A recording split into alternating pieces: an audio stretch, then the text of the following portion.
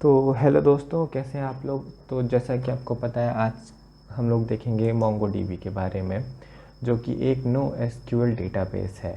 और इस वीडियो के एंड तक आप मोंगोडीबी में क्रिएट, रीड, अपडेट और डिलीट करना बहुत आसानी से सीख जाएंगे। तो इस वीडियो को एंड तक देखें और चलिए शुरू करते हैं।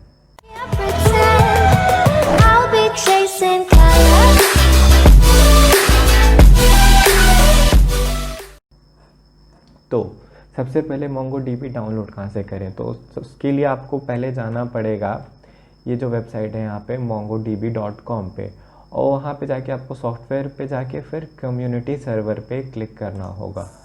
जब आप कम्युनिटी सर्वर पे क्लिक करेंगे तो एक नया पेज खुल के आएगा आपके सामने, जो कि कुछ ऐसा होगा। यहाँ पे आपको चूज़ करना पड़ेगा कि आपको कौन सा वर्जन चाहिए, कौन सा ऑपरेटिंग सिस्टम चाहिए और कौन सा पैकेज चाहिए। और फिर उसके बाद यहाँ पे आप इसको डाउनलोड पे लगा देंगे। ओके दोस्तों, तो फिर जब ये डाउनलोड हो जाएगा आपके सिस्टम, मेरे सिस्टम में पहले से ही डाउनलोडेड है, मैंने इंस्टॉल करके रखा है, तो कोई दिक्कत नहीं है। लेकिन डाउनलोड करने के बाद आप यहाँ पे आएंगे, अपना कमांड प्रॉम्प्ट ओपन करेंगे, जो कि कुछ ऐसा है। तो उसको ओपन करने के बाद आपको यहाँ पे लिखना है मोंगो, और डाउनलोड करने के बाद आपको बस केवल next next next next install कर देना है आपको, और कुछ भी एक्स्ट्रा उसमें करने की ज़रूरत नहीं है। आपका मोंगोडीबी रन करने लग जाएगा। आप यहाँ पे लिखेंगे मोंगो, तो आपका मोंगो शेल, यहाँ पे शेल, आपका मोंगो शेल ओपन हो जाएगा, जो कि कुछ ऐसा दिखेगा। अगर आपके में ऐसा मोंगो शेल नहीं आता है, आपका कुछ और एरर दिखाता है, तो उसके लिए आपको क्या करना है, आपको आना पड़ेगा यहाँ पे, अपने फाइल्स ओपन करने पड़ेंगे, सी में आना है, फिर प्रोग्राम फाइल्स, सी में प्रोग्राम फाइल्स, फिर यहाँ पे देखिए मोंगोडीबी, मोंगोडीबी के अंदर फिर यहाँ सर्वर, सर्वर के अंदर 4.2, 4.2 के अंदर फिर आपको बिन के अंदर आना है। बिन के अंदर आके आपको ये मोंगो का पाथ, मोंगो का पाथ यहाँ से आइए, देखते हैं प्रॉपर्टीज़ के अंदर, प्रॉपर्टीज़ के अंदर आए तो ये जो चीज़ है यहाँ पे, ये इतना कॉपी करके फिर /mongo.exe, ये आपका पाथ हो जाएगा मोंगो पहले का। इसी तरह दूसरे का भी आपको करना पड़ेगा, लेकिन मैं अभी पहले इसका बता रहा हूँ। यहाँ पे जब ये हो जाएगा कॉपी, तो आपको आना है माई कंप्यूटर पे, प्रॉपर्टीज़ पे जाना है। प्रॉपर्टीज़ पे जाने के बाद एडवांस सिस्टम, एडवांस सिस्टम्स के बाद इन्वायरमेंट वेरिएबल, इन्वायरमेंट वेरिएबल के बाद जो यहाँ पे पाथ है, यहाँ पे आपको एडिट करना है। एडिट करने के बाद आपको बस यहाँ जो बिन दिख रहा है, बिन के बाद एक टर्मिनेटर लगाना है और वो पाथ पूरा यहाँ पे पेस्ट कर देना है। सिंपली आपको यहाँ पे वो पाथ पेस्ट करके ओके कर देना है, तो आपका कमांड प्रॉम्प्ट में वो मोंगो जो कमांड था वो काम करने लग जाएगा। इतना सिंपल है ये, और कुछ खास नहीं है यहाँ पे। अगर आपका एरर आता है तो ओके, तो जब आपका ये शेल खुल जाएगा, शेल जब आपका ऐसा खुल जाएगा, तो यहाँ पे आप मोंगोडीबी के सारे कमांड्स रन करा सकते हैं। मतलब जो डेटाबेस है, आप उस डेटाबेस के सारे कमांड्स रन करा सकते हैं। जैसे कि एक सिंपल सा कमांड हम लोग रन करा के देखते हैं, जो कि है शो dbs, शो dbs मतलब डेटाबेस दिखाओ, कह लीजिए कि जितने डेटाबेस हैं आपके सिस्टम में क्रिएट हुए हैं मोंगोडीबी के अंदर, वो दिख जाएंगे। मेरे में ढेर सारे दिख रहे हैं, आपके में 2-3 दिखेंगे मेनली, मेरे ख्याल से एडमिन और कॉन्फिग दिखेगा आई थिंक। तो यही 2 दिखेंगे, तो चिंता वाली कोई बात नहीं है। ये आपके बस केवल डेटाबेसेस दिखा रहा है कि आपके सिस्टम में कितने सारे डेटाबेसेस हैं। तो हम लोगों को क्या क्या सीखना है, हम लोग को सबसे पहले सीखना है कि क्रिएट कैसे करते हैं, और फिर उसके बाद देखना है कि रीड कैसे करना है, फिर अपडेट देखना है, फिर डिलीट देखना है। ओके, अपने को ये 4 चीज़ें देखनी है। और बाकी यूट्यूबर्स की तरह मैं अपने सारे एरर्स आपके सामने छुपाने वाला बिल्कुल भी नहीं हूँ, क्योंकि एरर्स अपने जो प्रोग्रामिंग होती है, जितने कोड्स आप लिखते हैं, एरर सबका एक पार्ट होता है। तो आपको भी दिखना चाहिए कि सामने वाला कहाँ गलती कर रहा है। अगर आपको किसी के वीडियो में एक भी एरर नहीं दिख रहा है तो आप समझ लीजिए उसने सारे के सारे एरर्स आपसे छुपाए हैं, आपको नहीं दिखाए हैं। तो मैं सारी की सारी गलतियां आपके सामने करूंगा जिससे आपको दिखे कि कहाँ कहाँ गलतियां हो सकती हैं। हालांकि वो उतना बड़ा वीडियो नहीं होना चाहिए, लेकिन फिर भी। तो सबसे पहले हम लोग को सीखना है कि हम लोग क्रिएट कैसे करेंगे।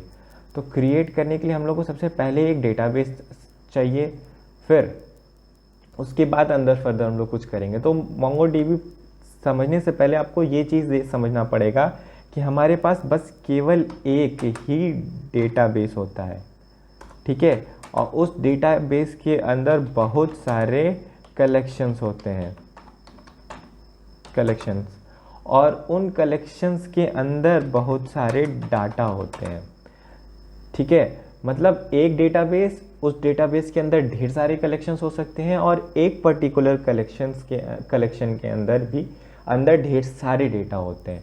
तो जो लोग SQL से आए हैं वो लोग थोड़ा रिलेट कर पा रहे होंगे कि जो डेटाबेस है वो तो डेटाबेस है ही।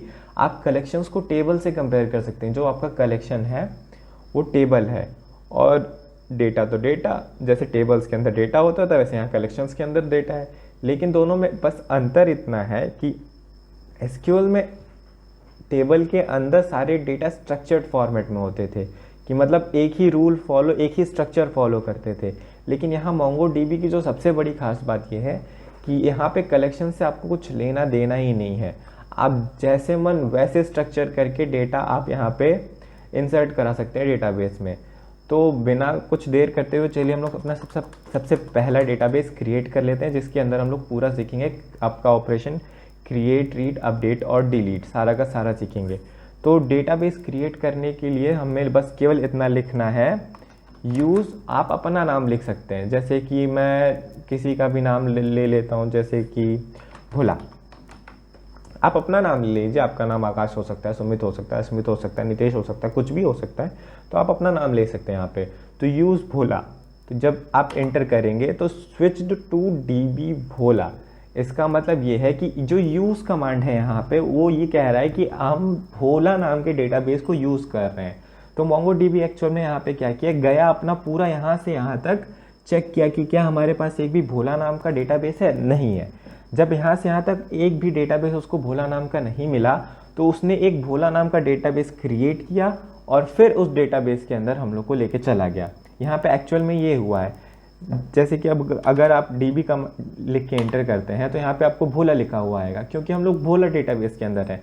जैसे अगर आप अब मैं दोबारा दिखा रहा हूँ, यूज़ वीर करें, ये देखिए आप यहाँ पे वीर नाम का एक डेटाबेस पहले से है, तो एंटर करेंगे तो ये वीर नाम के डेटाबेस के अंदर चला गया। जैसे DB करके देखते हैं, यहाँ पे वीर नाम के डेटाबेस के अंदर है। सिंपल सी बात, ये यूज़ कमांड होता है डेटाबेस के अंदर जाने के लिए। तो हम लोग यहाँ पे आ गए हैं भोला नाम के डेटाबेस के अंदर। अब जैसा कि मैंने आपको बताया था, एक डेटाबेस के अंदर ढेर सारे कलेक्शंस होते हैं। तो कोई भी डेटा एंट्री कराने के लिए सबसे पहले हमको एक कलेक्शन बनाना पड़ेगा। तो और वो कलेक्शन हम कैसे बनाते हैं, तो उसके लिए उसको उस वाले कोड को मैं अगर यहाँ पे लिखूँ तो आपको समझने में थोड़ी दिक्कत होगी। तो उसके लिए मैं एक टेक्स्ट एडिटर की हेल्प लूँगा, जो इस टाइम पे मैं सबलाइम टेक्स्ट यूज़ करने जा रहा हूँ, जिसमें मैं आपको अच्छे से दिखा पाऊँगा कि समझा पाऊँगा कि कैसे हम लोग वाला कोड लिखते हैं। जो हमें कलेक्शन क्रिएट करना है वो कलेक्शन क्रिएट कैसे होगा, तो उसके लिए कोड है हमारा db.create collection, फिर यहाँ पे पैरेंथेसिस के अंदर ये, फिर आपको कलेक्शन का नाम देना है। मैं यहाँ पे कलेक्शन का नाम दे रहा हूँ पोस्ट। ओके, अब इसको यहाँ से कॉपी करेंगे। हम लोग क्या कर रहे हैं कि हम लोग बोल रहे हैं डेटाबेस को कि इस डेटा, हमारे जो डेटाबेस है उसके अंदर एक कलेक्शन क्रिएट करो सिंपल पोस्ट नाम से। अब यहाँ जाते हैं अपने शेल में मैं ये पेस्ट कर देता हूँ और जब हम इसे इंटर करेंगे तो ये लिखा हुआ क्वेरी ओके आ गया यहाँ पे। मतलब कि हमारा जो डेटाबेस है उसके अंदर एक पोस्ट नाम का कलेक्शन क्रिएट हो गया है। तो हम ये देखेंगे कैसे कि हमारा पोस्ट नाम का कलेक्शन क्रिएट हो गया है। तो उसके लिए एक सिंपल सा कमांड है शो कलेक्शंस। देखिए तो ये पोस्ट नाम का कलेक्शन आ रहा है। अब अब हमें डेटा इंसर्ट करना है इस पोस्ट नाम के कलेक्शन के अंदर। तो उसके लिए कमांड है हमारे पास, इस db मतलब डेटाबेस के अंदर जो पोस्ट नाम का कलेक्शन है उसके अंदर हमें इंसर्ट करना है। तो इंसर्ट काम कैसे करता है मेनली, इंसर्ट के अंदर हमें एक ऑब्जेक्ट पास कराना रहता है जो कि ये कर्ली ब्रेसेस के अंदर आता है। तो सबसे पहले एक पोस्ट ही, मान लीजिए हम एक पोस्ट ही क्रिएट करते हैं, तो पोस्ट में क्या क्या होता है, टाइटल होता है, तो टाइटल दे देते हैं पोस्ट 1, ठीक है, टाइटल हमने दे दिया पोस्ट 1। अब ये एक डेटा हो गया।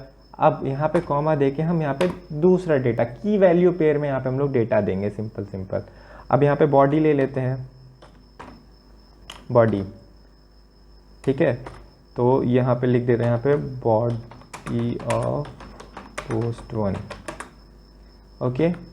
फिर यहाँ पे कॉमा करते हैं, बॉडी हो गया हमारा ये पोस्ट किस कैटेगरी, तो ये हो गया हमारा न्यूज़ कैटेगरी का हो गया पोस्ट, ठीक है। फिर इसके अंदर टैग्स कौन कौन से हैं, टैग्स जो हम लोग लगाएंगे, टैग्स। अब तो एक पोस्ट के अंदर ढेर सारे टैग्स हो सकते हैं, तो यहाँ पे हम लोग सिंपली एक एरे पास कराएंगे जिसमें होगा कि न्यूज़ कॉमा इवेंट्स कर देते हैं, ओके, ये हो गया। तो ये दिख गया आपको कि एक की के अंदर हम ढेर सारे वेरिएबल्स भी पास करा सकते हैं। अब देखते हैं यहाँ पे यूज़र कौन कौन से इसको यूज़ कर सकते हैं। तो आप एक की के अंदर ढेर सारे ऑब्जेक्ट्स भी पास करा सकते हैं। तो जैसे यूज़र हमारा कौन है, जिसने इसको बनाया है, ठीक है। तो यहाँ पे हो गया यूज़र का नाम दे देते हैं, जैसे मान लीजिए आकाश सिंह, ठीक है। और ये यूज़र हो गया, और ये यूज़र का स्टेटस क्या है, तो ये यूज़र का स्टेटस है, ये ऑथर है जिसने ये पोस्ट बनाया है, ठीक है, ओके, ठीक है। फिर उसके बाद डेट दे देते हैं, ये यूज़र का कॉन्सेप्ट ख़त्म हुआ, तो अब इसके आगे डेट दे देते हैं, डेट, ठीक है।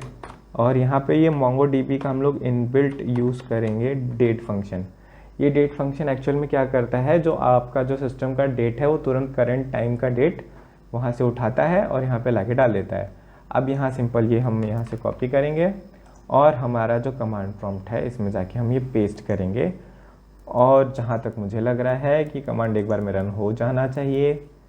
तो ये देखिए, राइट रिजल्ट इंसर्टेड 1, मतलब हमारा जो कमांड है, मतलब हमने जो डेटा पूरा लिखा वो सारा का सारा उस पोस्ट कलेक्शन के अंदर इंसर्ट हो चुका है। अब जब वो इंसर्ट हो चुका है तो वो डेटा हम देखेंगे कैसे, ठीक है। तो ये हो जाएगा हमारा db.post.find। ये फाइंड एक्चुअल में क्या करता है, आपके पोस्ट के अंदर जितने भी डेटा हैं वो सारे के सारे दिखा देता है। तो ये देखिए कुछ जिब्रिश सा दिख रहा है, हम लोग को कुछ समझ नहीं आ रहा कि एक्चुअल में लिखा क्या है। तो उसके लिए भी एक कमांड होती है db.post.find.pretty, pretty। अब ये आप क्या करेगा कि जो आपका ये जो जिब्रिश है उसको एक स्ट्रक्चर्ड फॉर्मेट में ले आएगा। तो स्ट्रक्चर फॉर्मेट में ले आएगा तो देखने में थोड़ा सही लगेगा। तो देखिए, अब एक चीज़ मैं बता दूं कि आप जितने भी यहाँ पे पोस्ट के अंदर डेटा इंसर्ट कराएंगे, MongoDB उसके लिए अपनी एक अलग ही यूनिक आईडी बना देता है। तो ये हो गया आपका, देखिए टाइटल पोस्ट 1, बॉडी हो गया, कैटेगरी, ये सारा का सारा डेटा आपका डेटाबेस के अंदर इंसर्ट हो चुका है। ये तो एक डेटा इंसर्ट हुआ है। अगर आपको ढेर सारे डेटा इंसर्ट करने हैं तो उसके लिए क्या करेंगे, ठीक है। तो यहाँ पे सिंपल जैसे हमने इंसर्ट किया था, कैसे इंसर्ट किया था, db.post, क्योंकि हम लोग को पोस्ट के अंदर इंसर्ट करना है और वहाँ पे लिखा था हमने इंसर्ट, सिंपल ये था। अब यहाँ पे बस खाली आपको एक चीज़ लगा देनी है, MANY, मैनी। इसका मतलब है कि हम ढेर सारे पोस्ट एक बार में इंसर्ट कराना चाहते हैं। तो वहाँ पे हम लोग ने ऑब्जेक्ट पास कराया था, यहाँ पे हम लोग एरे पास कराएंगे, क्योंकि हमें ढेर सारे ऑब्जेक्ट्स एक साथ पास कराने हैं। सिंपल सी बात यह है। तो अब एरे के अंदर हमें ऑब्जेक्ट्स पास कराने हैं। एरे के अंदर हम यहाँ पे ऑब्जेक्ट पास कराएंगे।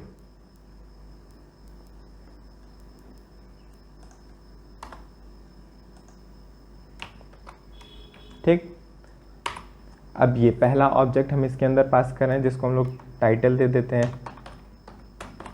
टाइटल दे देते हैं post2 नाम से, post2। ठीक है, बे टाइटल हो गया। अब यहाँ पे बॉडी दे देते हैं, बॉडी दे देते हैं बॉडी ऑफ post2। ठीक है, ये बॉडी हो गया। अभी कैटेगरी दे देते हैं,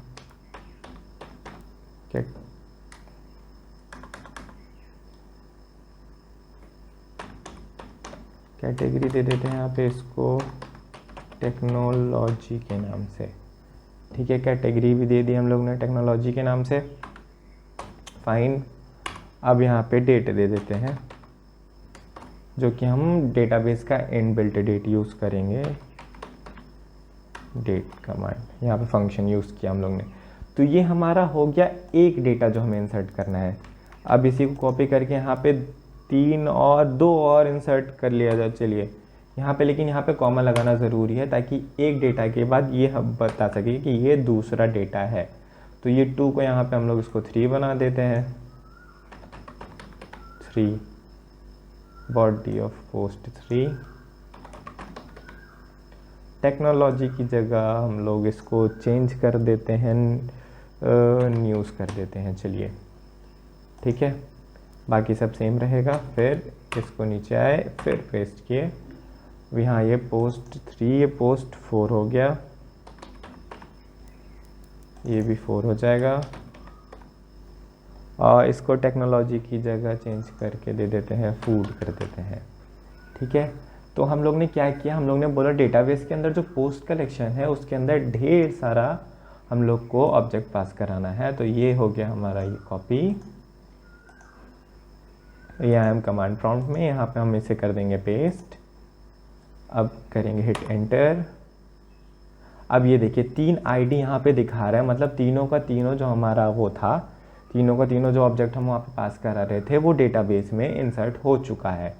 तो अब सारा का सारा देखने के लिए कि मतलब एक्चुअल में हमारे पास कितने हो गए, 1 2 3 ये, और एक जो हम लोग ने पहले इंसर्ट किया था 4 हमारे अंदर एंट्री होनी चाहिए डेटाबेस के अंदर। तो हम उसके लिए कमांड क्या था हमारा, db.post.find.pretty।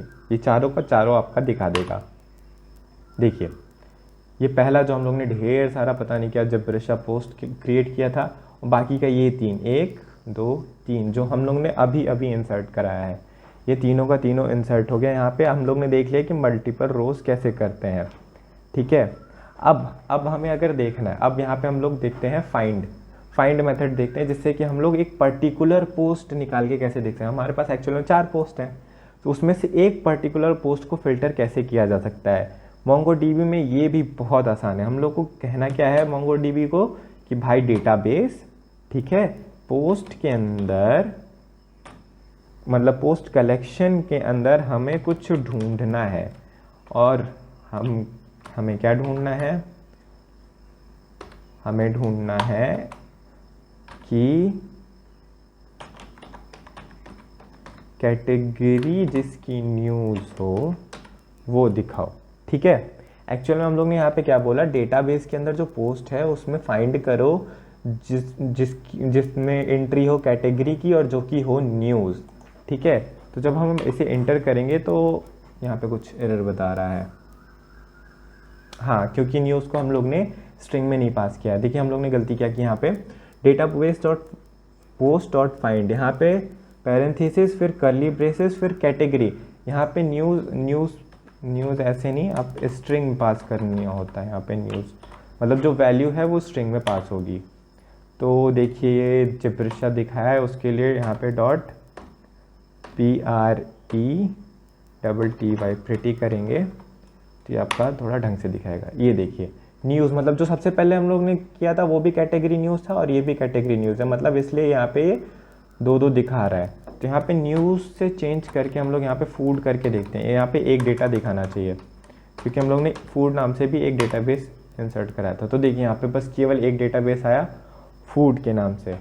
तो ये हम लोग ने यहाँ पे कर लिया है डेटाबेस क्रिएट, और ये भी देख लिया है कि कैसे उसमें से फेच करके निकालते हैं। तो अब हम लोगों को देखना है कि हम अपडेट कैसे करते हैं। ठीक है, तो अपडेट भी जैसे अभी तक हम लोग ने देखा पूरा का पूरा ऐसा ही बहुत ही आसान सा कोड है।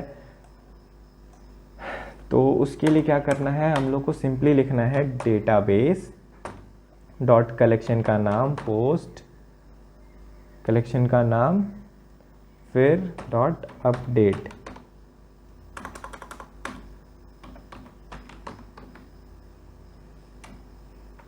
ठीक है, अपडेट फिर इसके अंदर दो पैरामीटर पास होंगे, मतलब दो ऑब्जेक्ट पास होंगे जैसे करली ब्रेसेस। ये इसमें सबसे पहले क्या होगा, टाइटल हम लोग लेंगे कि किस चीज़ से हम यूनिक आइडेंटिफायर, एक तरह से कह लीजिए कि हम लोग कैसे पहचानेंगे कौन से पोस्ट के अंदर इसको अपडेट करना है, मतलब डेटाबेस कैसे पहचानेगा। तो हम लोग टाइटल ले रहे हैं, एक्चुअल में वहाँ पे वो जो की होती है ना, की जैसे प्राइमरी की उसमें SQL में यूज़ होता था, वैसे यहाँ पे हम लोग जो MongoDB की जनरेट करके देता है हम लोग वो यूज़ करते हैं। तो अभी हम लोग यहाँ पे सीखने के पर्पज़ से ही टाइटल यूज़ कर रहे हैं। तो टाइटल हम लोग कर देते हैं post1। एक बार चेक कर लेते हैं, post1 ही था ना, वो कैसे लिखा था हम लोग ने post1, हाँ post1 ऐसे ही होगा। ठीक है, post1। ये इससे क्या होगा कि हम लोग का जो पहला ऑब्जेक्ट था वो हो गया, मतलब कि इससे डेटाबेस पहचान लेगा कि हाँ कौन से पोस्ट के अंदर हम लोग को अपडेट करना है। ठीक है, अब ये वाला अपडेट क्या करता है कि पूरा अपडेट कर देता है। अगर यहाँ पे एक चीज़ आप पास करेंगे, मतलब टाइटल पास करेंगे बस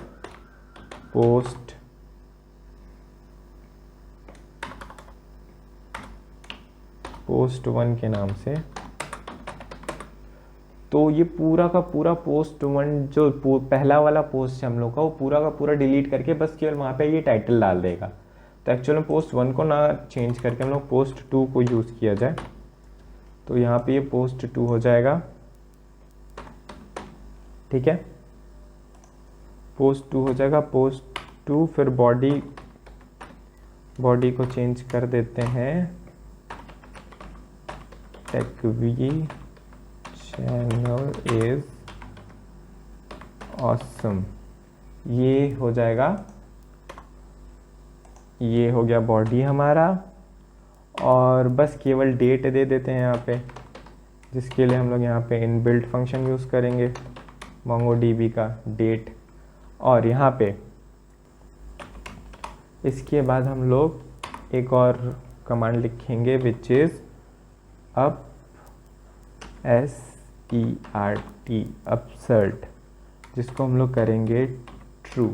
इसका मतलब ये होता है कि ये पहले ढूंढेगा कि यहाँ पे कोई post2 नाम का कोई पोस्ट अवेलेबल है भी कि नहीं है, और अगर है तो वो अपडेट कर देगा, अगर नहीं है तो post2 नाम का पोस्ट क्रिएट करेगा, फिर वो अपडेट कर देगा उसको। सिंपल सी बात यही है। तो यहाँ से हम लोग इसे कॉपी करते हैं, आते हैं अपने यहाँ पे, इसे किया हम लोग ने पेस्ट। अब इसे करते हैं इंटर। हाँ,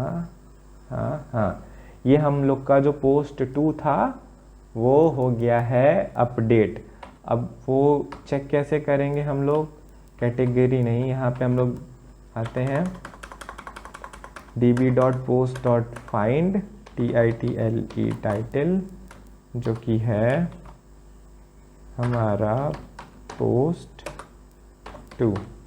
जो हमारा post2 है वो अपडेट हो गया होगा क्योंकि वहाँ पे बॉडी में हम लोग ने चेंज किया था db.post.find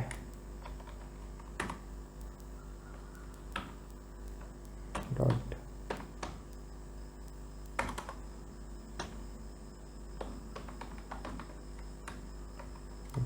ऑपरेटिव। तो देखिए जो यहाँ पे टू है वो हमारा चेंज हो गया, जो हम लोगों ने बॉडी में चेंज किया था tech V channel is awesome, तो ये यहाँ पे चेंज हो गया। यहाँ पे वो फाइंड वाला फंक्शन क्यों नहीं काम किया मेरे को ये समझ नहीं आ रहा है। ओ हम लोग ने यहाँ पे टाइटल की स्पेलिंग गलत लिख दी थी, टाइप हो एक बस, और कुछ नहीं है। वो टाइटल की स्पेलिंग सही होती तो वहाँ पे फाइंड करके दे देता हम लोग को रिजल्ट, इसलिए वो वहाँ पे काम नहीं किया। मैंने कहा था ना एरर्स होते हैं part of the programming errors. तो ठीक है, तो ये हो गया tech V channel is awesome. हम लोग ने क्रिएट कर लिया, हम लोग ने फाइंड फंक्शन से रीड कर लिया, हम लोग ने अपडेट कर लिया। अब हम लोग को करना है क्या, डिलीट। लेकिन डिलीट करने से पहले देख लेते हैं ये जो हम लोग ने अपडेट वाला अभी देखा यहाँ पे, ये वाला जो फंक्शन, ये वाला अपडेट क्या करता है कि पोस्ट को ढूंढता है और पूरा का पूरा रिप्लेस कर देता है। लेकिन अगर हम लोग को एक सर्टेन चीज़ उसके अंदर चेंज करनी हो तो क्या करेंगे फिर हम लोग। तो यहाँ पे हम लोग जो ये 2 है पोस्ट 2, इसको 3 कर देते हैं। ठीक है, पोस्ट 2 को 3 कर देते हैं और इसे फिलहाल यहाँ से हटाते हैं। ठीक है, अब हम लोग को यहाँ पे बस केवल एक फंक्शन लगाना है $set का। ठीक है, $set का फंक्शन लगाएंगे, फिर इसके अंदर ऑब्जेक्ट जो हमारा जो अपडेट वाला सिस्टम था वो पास करेंगे। ठीक है, तो ये हो जाना चाहिए हमारा पोस्ट 2 की जगह इसको ऑसम कर देते हैं। ठीक है, इसको ऑसम कर देते हैं, नहीं बस केवल बॉडी में ही चेंज किया जाए। ठीक है, बस बॉडी चेंज करते हैं। चलिए ये डेट भी हटा देते हैं, पोस्ट 3 के अंदर बस बॉडी चेंज करते हैं हम लोग। बॉडी क्या लिखते हैं, आई नो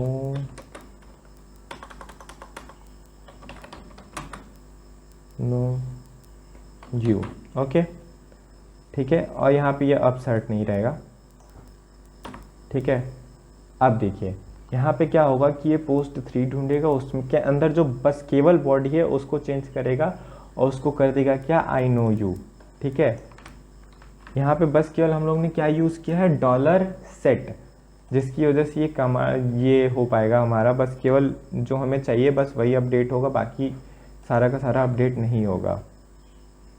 ठीक है, ओके, आई थिंक हम लोग ने पूरा कॉपी नहीं किया है।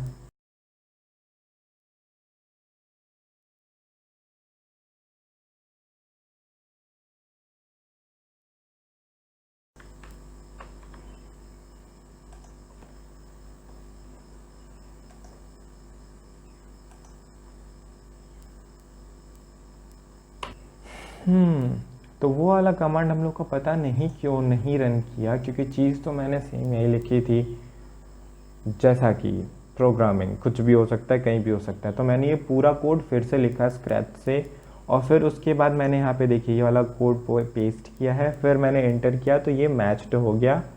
ठीक है, अब सर्टेड 0 फाइंड। और तो हम लोग ने पोस्ट 3 को मॉडिफाई किया था यहाँ पे, तो हम लोग यहाँ पे देख लेते हैं कि हमारा पोस्ट 3 मॉडिफाई हुआ है कि नहीं। तो हम लोग आते हैं यहाँ पे पोस्ट 3 पे, ये है हमारा पोस्ट 3।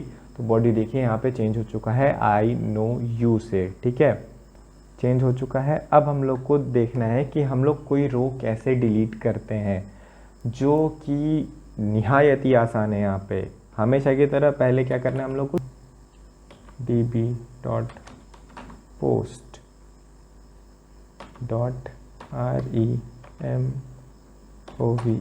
रिमूव। ठीक है, ये पैरेंथेसिस करली ब्रेसेस के अंदर टाइटल है हमारा पोस्ट 4। ओके, यहाँ पे तो एरर दिखा रहा है क्योंकि हम लोग ने इसे बाहर लिख दिया है। यहाँ पे ये इसके अंदर होगा पोस्ट 4। ये देखिए अब ये आ गया एन रिमूव्ड करके। ठीक है, अब हम लोग देखेंगे यहाँ पे ये चीज़ कि पोस्ट 3 तक ही है, बस केवल 3 तक ही है। उसके बाद जो चौथा हम लोग ने अभी रिमूव किया वो रिमूव हो चुका है। ओके, तो दैट्स इट, हम लोग ने पूरा सीख लिया क्रिएट, रीड, अपडेट, डिलीट। अब पूरा का पूरा एक बार को समराइज कर लेते हैं कि डेटाबेस हम लोग ने कैसे क्रिएट किया था। हाँ, कैसे आपके दिमाग में आ रहा है? यूज़ और डेटाबेस का नाम जैसे भोला कर लेते हैं। ठीक, ये हम लोगों ने पहले डेटाबेस क्रिएट कर लिया। उसके बाद कलेक्शंस कैसे क्रिएट करना था हम लोग को? db.create कलेक्शन, फिर यहाँ पे कलेक्शन का नाम जैसे वीर ले लेते हैं। ओके, फिर ये क्रिएट हो गया। अब कलेक्शन क्रिएट हो गया, उसके अंदर डेटा कैसे इंसर्ट कराएंगे? तो जैसे db डॉट, उसके बाद कलेक्शन का नाम जैसे मैंने अभी दिया वीर, ठीक है, वीर, फिर वीर के अंदर डॉट इंसर्ट के अंदर पैरेंथेसिस के अंदर ऑब्जेक्ट, यहाँ पे की, यहाँ पे वैल्यू। ये हो गया हमारा इंसर्ट हो गया। अब ठीक, क्रिएट हो गया। अब रीड कैसे करना है? तो db डॉट हमारा कलेक्शन का नाम डॉट फाइंड। ठीक, इससे सारा का सारा डेटा आपको वापस मिल जाएगा, मतलब सारा का सारा जितना इंसर्ट किया होगा आपने ये सारा का सारा मिल जाएगा आपको। और फिर उसके बाद यहाँ पे ये फाइंड हो गया कंप्लीट। अब आपको कुछ स्पेसिफिक फाइंड करना है तो फिर इसके अंदर ऑब्जेक्ट पास कराइए, TITLE जैसे टाइटल, और फिर यहाँ पे वीर, ये आपका स्पेसिफिक फाइंड हो जाएगा। और कलेक्शन के अंदर अगर आपको कुछ रिमूव करना है तो पोस्ट डॉट REMOVE रिमूव, और फिर इसके अंदर ये पैरेंथेसिस के अंदर कर्ली ब्रेसेस, फिर उसके अंदर TITLE टाइटल, फिर यहाँ पे जो भी टाइटल है आपका वो टाइटल दे दीजिए, और इस तरह वो आपका रिमूव हो जाएगा। तो आज आपने पूरा सीखा कि MongoDB में कैसे क्रिएट, रीड, अपडेट, डिलीट मतलब CRUD ऑपरेशन पूरा परफॉर्म कर सकते हैं। अब इसकी हेल्प से आप किसी भी अपने प्रोजेक्ट में पूरा का पूरा MongoDB यूज़ कर सकते हैं, मतलब बैकएंड के लिए डेटाबेस इस्तेमाल कर सकते हैं। वीडियो देखने के लिए धन्यवाद। हो सके तो वीडियो को लाइक कर दें, और जो रेड कलर का सब्सक्राइब का बटन है उस पर MySQL चलाइए, डेटाबेस चलाइए, जावास्क्रिप्ट चलाइए, MongoDB चलाइए, मैं नहीं जानता, बस केवल सब्सक्राइब पे आप क्लिक करके ही जाइए। चलिए तब अगले वीडियो तक के लिए नमस्कार, बाय बाय।